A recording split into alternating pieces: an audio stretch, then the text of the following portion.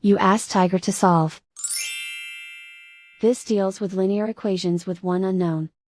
The final result is y equals 5. Let's solve it step by step.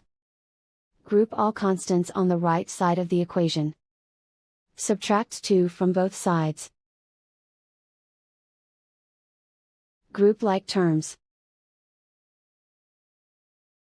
Simplify the arithmetic.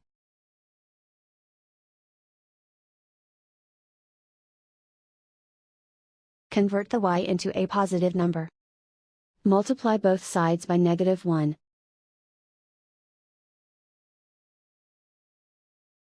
Remove the ones.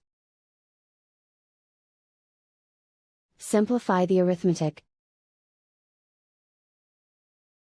And so the final result is y equals 5.